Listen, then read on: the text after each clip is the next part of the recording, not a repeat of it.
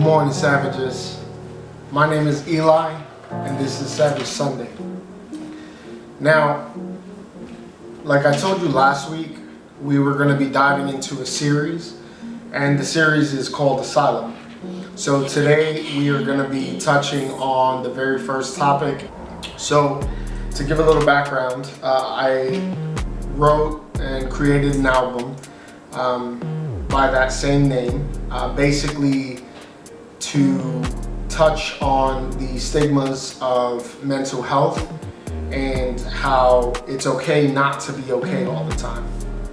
And that's one of the mantras that actually goes into that first song, and this is kind of what we're going to be touching on, but we're going to dive in just a little bit deeper. First, I'm going to touch on some of the various definitions of asylum. So number one, an inviolable place of refuge, protecting and giving shelter to criminals, debtors, pretty much a sanctuary. And then there's a place of retreat and security, or shelter. And then the one that we commonly know is the institution offering shelter and support to people who are mentally ill. So when we dive into the thought asylum, we are actually diving into something a little bit more metaphoric than it is literal. So the asylum that I speak of is within me. The asylum that I'm talking about is within you. Everybody has some sort of dealings with mental health, whether they want to, admit it or not. And this is kind of where the thought process came about. It's come to a place where mental health is so taboo that people will go out of their way to kind of put on a facade like everything is all right when they know it isn't. So enter my concept of asylum. It's a place that exists between the heart and the mind. And this place is where your logic kind of comes head to head, and it comes to either an impasse or it comes to a place of understanding. Now, if you had a problem, or if you had a thought of not getting out of bed, if you've gotten this far to just press play on this video, I want to thank you for joining us. Today, when we're talking about the asylum, we're talking about a place to get help. And that healing process begins in each one of us. Suicidal ideation is a real thing that people deal with on a daily basis. Sometimes they just feel so uninspired with life that they feel that they need to take their own to end the pain. Sometimes people deal with depression, where they just don't want to get out of bed, don't necessarily have to have anything wrong going on in life. They don't necessarily have to have any issues that are just overbearing, but it can be a chemical imbalance. For people that are dealing with anxiety, something comes about and it could just be a small issue, but then all of a sudden it triggers this downward spiral that elevates your heart rate and puts you in a place where you just feel so overwhelmed. It can almost be likened to drowning, or it can just feel like you're in the midst of this loud concert and everyone around you is having a good time, yet you are just crippled by the noise. There are so many different facets to mental health, and the way that it can almost be a burden to others. But where's the help? If you don't have anybody to confide in, then I urge you to confide in me. churchforsavages@gmail.com. I check it every day, and if you need somebody to talk to, I urge you to reach out. Maybe it's time to try mentalhealth.org. There are so many great resources there where you can find the help that you need. A lot of this stuff, when you go to seek therapy or seek counseling or seek a doctor, it's confidential. So you don't have to feel like you're being judged by somebody that is going to broadcast your ailments to the world. If you're dealing with something and you want it to end, Suicide isn't the answer. Drugs, they're not the answer. Releasing your anger on other people, that's not the answer. But only you can help you. I had to come to a place where I needed help, and I had to seek the help that I needed. My wife wasn't gonna do it for me. My kids weren't gonna do it for me. My brothers weren't gonna do it for me. My family wasn't gonna do it for me. I had to do it for me. And you have to do it for you too. One of my favorite speakers and motivational speakers of all time is a man named Eric Thomas. And I listen to him all the time. And there was a story that he told that I'm gonna kind of reflect here. And I really want you to kind of grasp the depth of what I'm gonna jump into.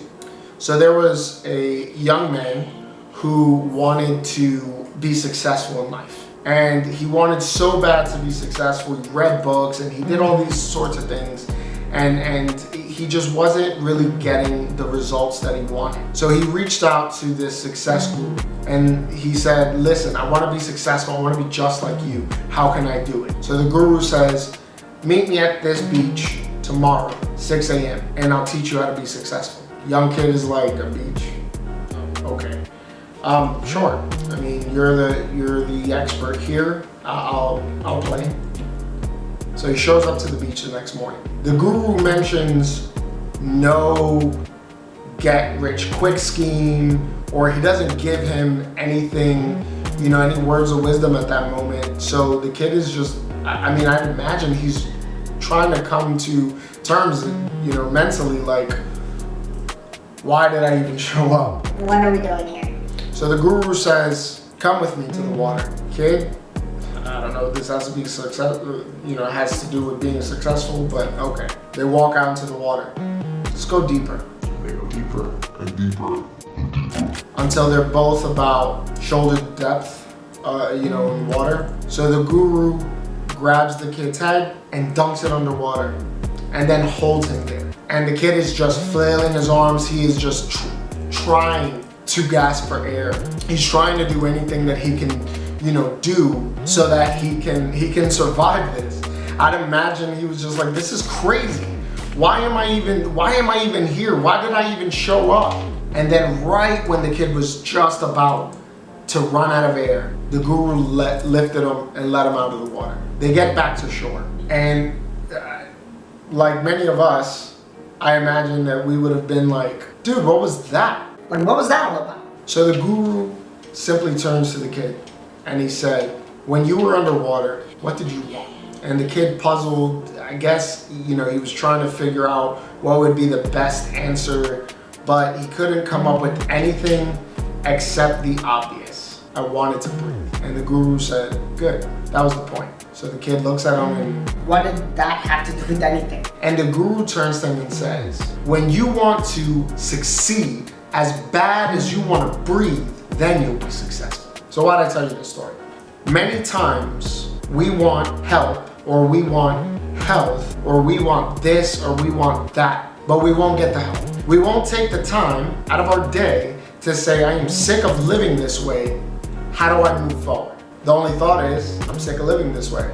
And then you stay there. You sit there, you wallow in your pity, and you wallow in your sorrows. And I'm not being insensitive because I've been there myself. But think about you being that young man in this scenario. When you're underwater and everything around you is just holding you down, where you can't even gasp for air. It's gotta click.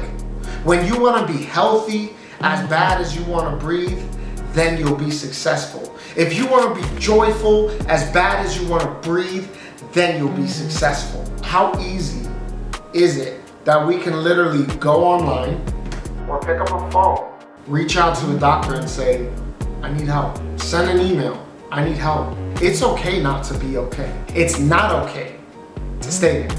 If you're watching this today, I imagine that there's something in your life that you're sick of. And the only one standing in your way is you. A lot of times we have this thought process of what it means to be happy, or what it means to be rich, or what it means to be successful, or what it means to be free from your ailments and free from the things that cripple you. But those expectations are never met with action. Listen, if you don't hear anything else, hear this. Your expectation should never exceed your effort. Go out there, try, fail, and try again. Failure isn't the loss.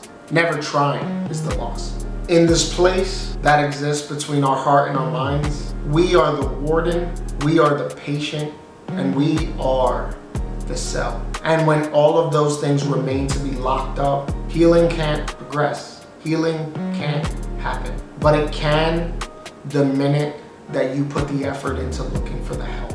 If you don't know where to start, once again, churchforsavages@gmail.com. Reach out to me and I'll help you find help. Next week, we're gonna be continuing on this journey in the Asylum saga. We're gonna be addressing how your mood can affect your reality. Next week, the name of the topic is Maniac.